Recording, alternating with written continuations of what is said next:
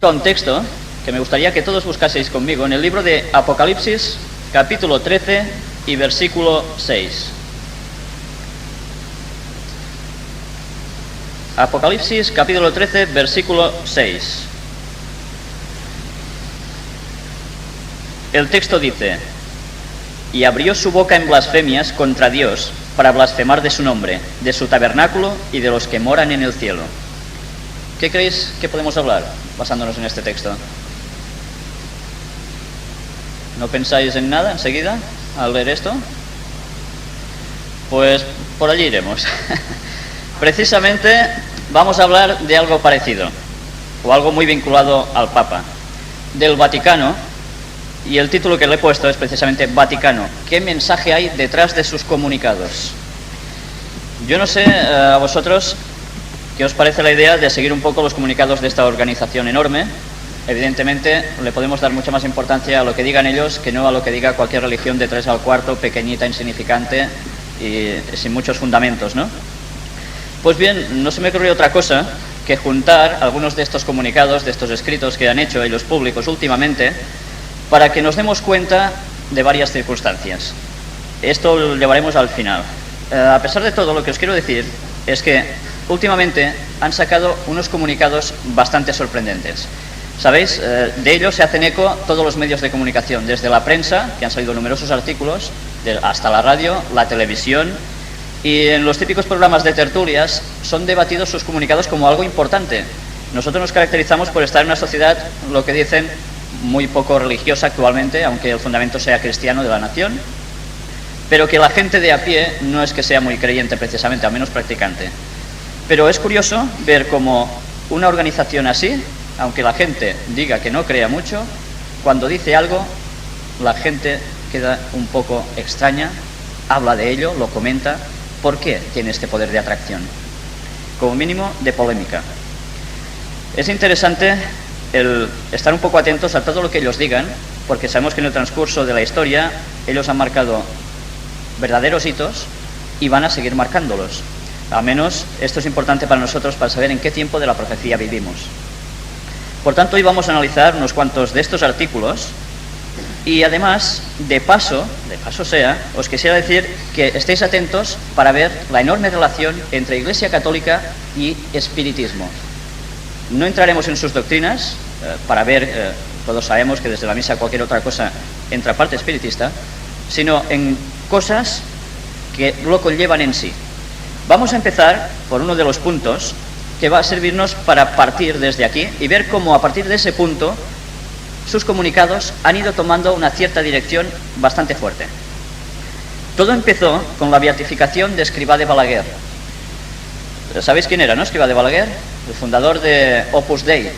Todos sabéis lo que es Opus Dei, una organización dentro de la misma Iglesia Católica, algunos lo han catalogado como una secta, pero que parece ser que tienen un gran poder económico.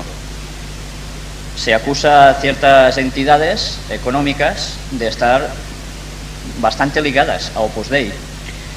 Pues, ¿por qué creéis vosotros que este señor, que para muchos no estuvo muy bien visto, y para unos pocos sí, llegó a ser beatificado? ¿Es lógico?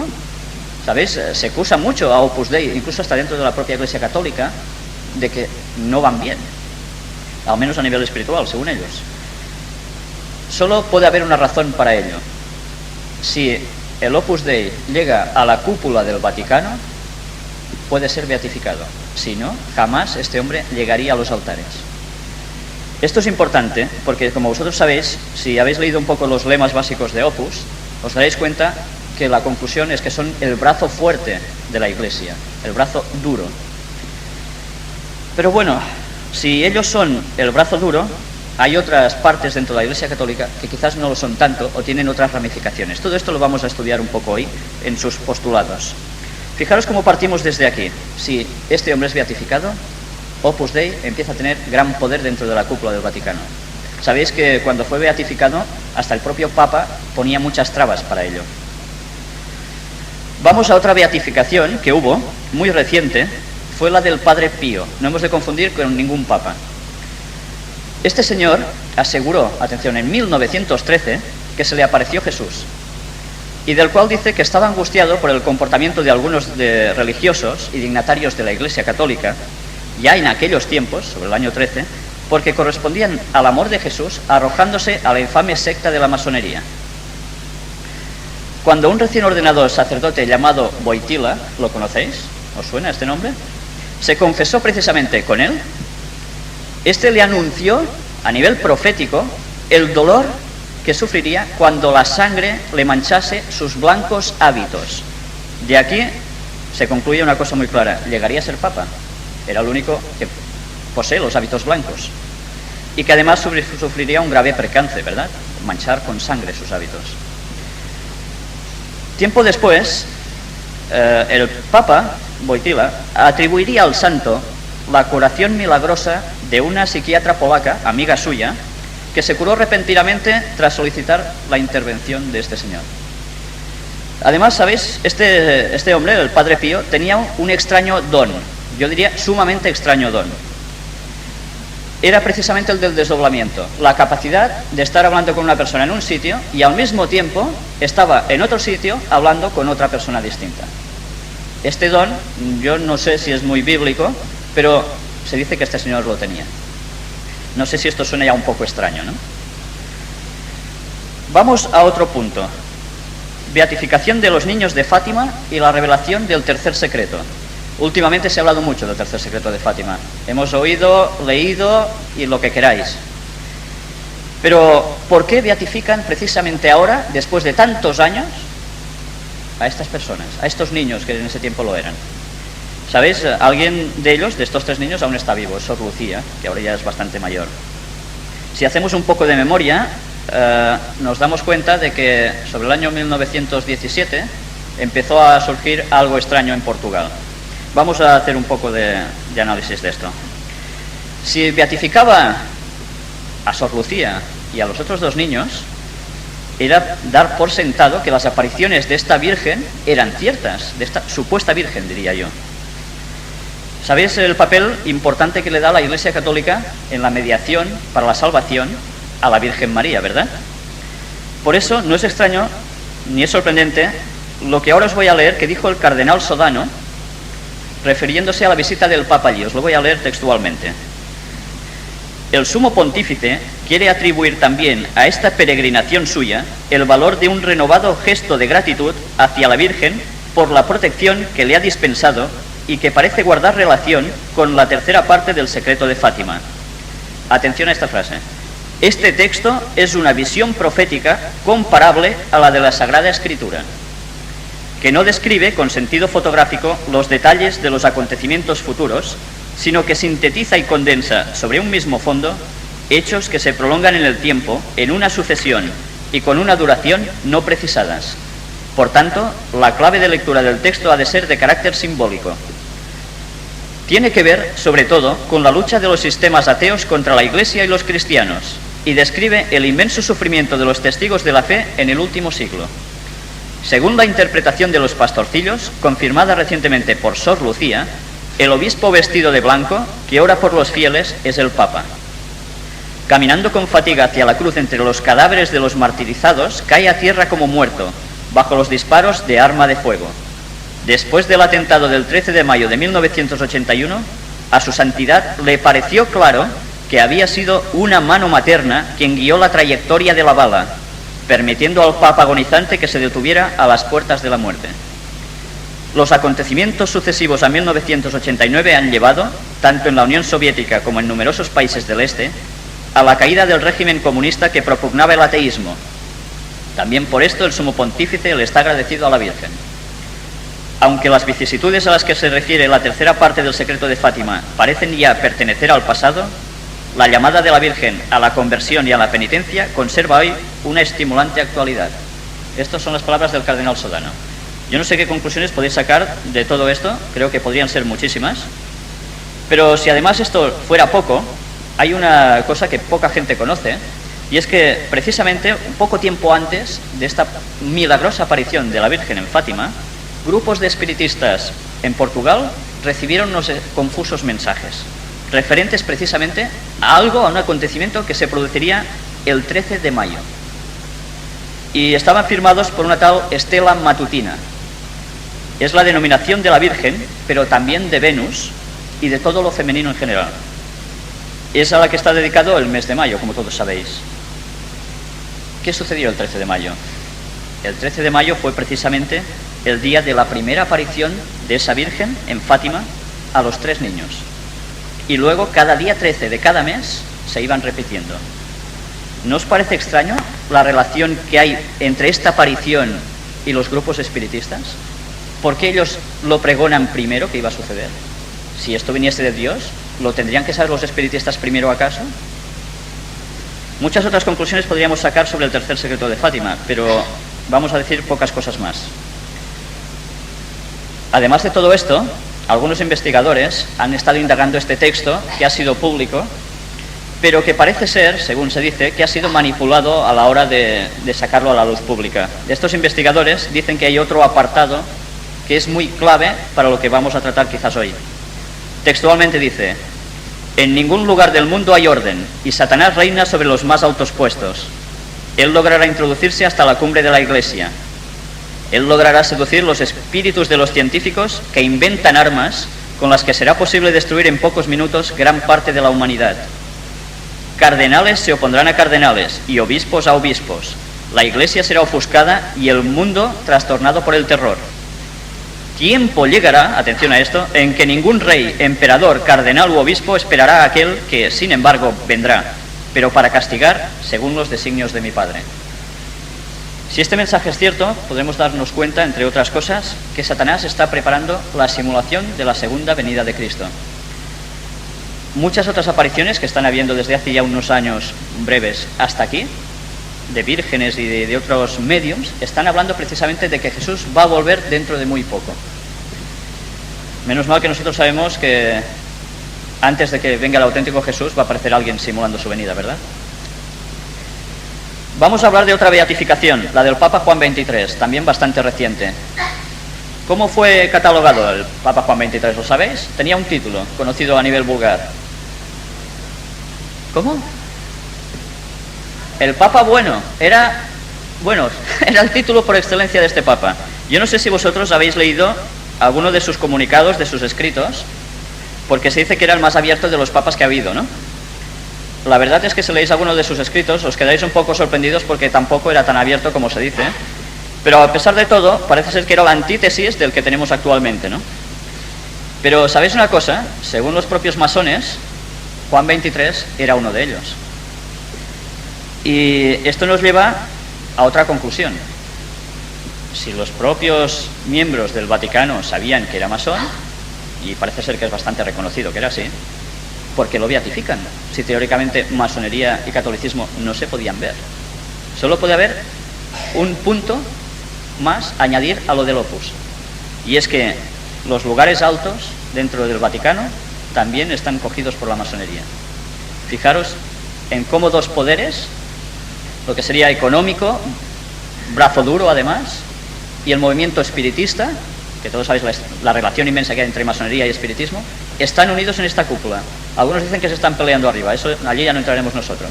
Pero sí es importante saber que son dos poderes que están conjuntos arriba y que verdaderamente, si estudiamos la profecía, nos daremos cuenta que era necesario que sucediese para que lo que tiene que suceder ocurra. Otra beatificación, la del Papa Pío IX. Este sí que era un papa. Precisamente, ¿sabéis que beatificaron a Juan XXIII y a este casi al mismo tiempo? Pero es curioso, este era uno de los papas, según se dice, más cerrados de toda la historia de la Iglesia Católica. Teóricamente era el antagónico a Juan XXIII y en cambio también fue beatificado. Era un papa extremadamente conservador ya en sus tiempos, bastante duro también. Pero es curioso como ahora, si vamos a leer ahora los comunicados que iban dando, que ahora va a ser el siguiente paso, nos daremos cuenta cómo esta es precisamente la política que están sacando en sus argumentos la curia romana cuando hace sus cartas o sus postulados. Vamos a ver cómo esto precisamente ha servido de impulso para potenciarlos. El comunicado de la Iglesia sobre el domingo. Algunos quizás lo visteis en un recorte de periódico. No hace mucho sacaron ya un escrito donde quieren volver a fomentar el domingo como día de reposo para el bien de la familia y de la sociedad, porque si no la sociedad se está tambaleando. Yo no sé si esto os lleva a pensar en algo futuro. A mí la verdad es que sí. Otro comunicado, uno que dio la vuelta al mundo, sobre ecumenismo. Vimos todos la foto entre el cabeza luterano y un obispo de Roma, cómo se daban la mano, cómo estaban contentos con un acuerdo que habían hecho, y era precisamente el de acercamiento entre católicos y protestantes. Aunque eso sí, y si miramos los escritos lo veremos claramente, remarcaban claramente las diferencias, dando por sentado que la Iglesia Católica tenía de seguir siendo la cabeza, principalmente el Papa, por supuesto. Ha habido otro comunicado últimamente en el encuentro mundial con los jóvenes. Todos lo visteis. Qué masa enorme de jóvenes que desde hacía muchísimos años no se había visto. Cuando Europa se está tambaleando en sus postulados cristianos, muchísimos jóvenes fueron hasta allí a esperar al Papa, a oírlo, a implorar todo. Yo he conocido gente que fue allí y hablaban de la gran espiritualidad que se manifestó allí entre los jóvenes. Y, ¿sabéis? Allí se sorprendió todo el mundo, al menos las noticias lo daban en cualquier canal, quedaron muy sorprendidos cuando el Papa les lanzaba unos mensajes muy moralistas, como desde hacía mucho tiempo no se habían oído. Fijaros cómo todos sus postulados están volviendo a ser retrógrados, volviendo a sus anales, al principio. Ha habido otro comunicado, que no sé cuántos de vosotros lo habéis visto, y es donde el Vaticano afirma que es la Iglesia Católica, la única Iglesia, y excluye a los protestantes. ¿Alguien de vosotros lo había oído, este comunicado? Ha causado sensación. La verdad es que ha causado sensación, sobre todo entre el sector más ecuménico, tanto de la Iglesia Católica como dentro de los protestantes, que creían que con el anterior acuerdo ya, bueno, todo iba bien, ¿no? Allí han remarcado ellos algo muy claro. Os lo voy a leer porque sé que no todos vosotros habéis tenido la oportunidad de poderlo oír. La Iglesia Católica se atribuye el papel mediador en la salvación de la humanidad preconizada por Jesucristo, negando así otras vías para alcanzarla y dejando claro que las iglesias protestantes no son verdaderas iglesias.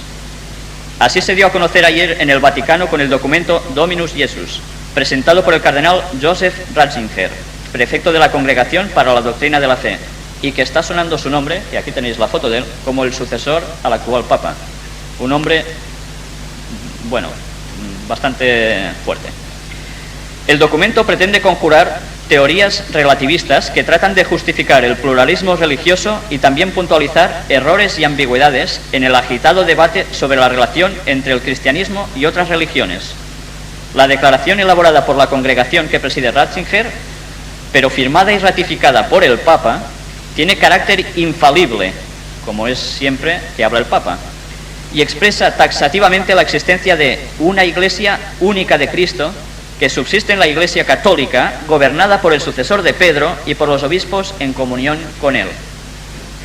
Podríamos seguir leyendo el artículo. La verdad es que dejan claramente que ellos son el medio de salvación y los demás, bueno, quizá no tanto.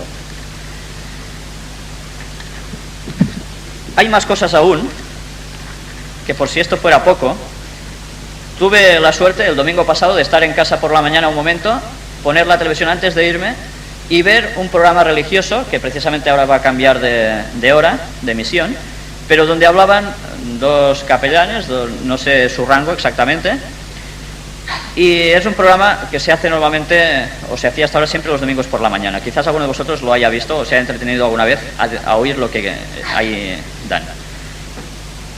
Uno de ellos estaba diciendo varios puntos sobre la sábana de Turín, como demostraban que verdaderamente eso era el reflejo de Jesús a través de una radioactividad, etcétera, etcétera, pruebas de su resurrección. Daba otras pruebas más y finalmente dijo, ya casi concluyendo el programa, que él había hablado con un arqueólogo que ha estado investigando debajo mismo de la cúpula de San Pedro en el Vaticano. Y sabéis, le dijo ese arqueólogo a él, que estaba completamente seguro que los restos humanos que habían debajo del altar de San Pedro eran del apóstol Pedro. Y esto solo quería decir una cosa: solo la Iglesia Católica estaba cimentada sobre este y su legítimo sucesor, el Papa, es la Iglesia verdadera, fuera de la cual no hay otra. Y esto lo dijo con un énfasis rotundo, que la verdad es que cuando uno lo veía decía, ¿y qué convicción lleva este hombre cuando lo habla? La verdad, ¿nosotros nos vamos a atrever a decir lo contrario? Va a hacer falta muchísimo coraje, creo yo, para negar que son la Iglesia verdadera, aunque pruebas las tengamos. ¿Vamos a contrarrestar sus afirmaciones, acaso? Esto nos lleva a la conclusión de que la Iglesia católica en general no cambia. A veces se maquilla, pero ahora ya, últimamente, ni tan solo se maquilla. Hable sus postulados de una forma abierta, en la cual todo el mundo se puede sorprender o no, pero ellos lo dicen claramente y no se esconden para nada. Quizás también al ver todos estos últimos comunicados están preparando el camino a un nuevo Papa. No sabemos lo que va a durar este, pero a juzgar por los últimos mensajes que dan, será, digamos, un Papa con carácter, ¿verdad? Lo curioso después de todo esto es encontrar escritos como el que aquí tengo, también, que os voy a leer tan solo un párrafo, vale la pena. Dice, Juan Pablo II, líder de la paz. Una cuestión sorprendente, cuando uno se asoma a los medios de comunicación extranjeros, es la gran audiencia y predicamento de que goza el actual Papa.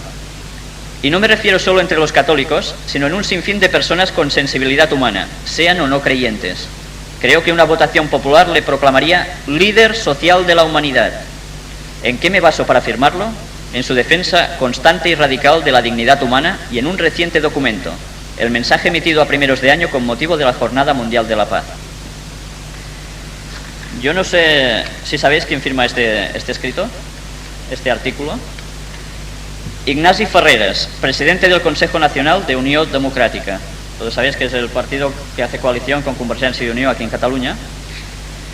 Pues, bueno, también se habla que precisamente este partido está muy cerca, por decir solo esto, a Opus Dei.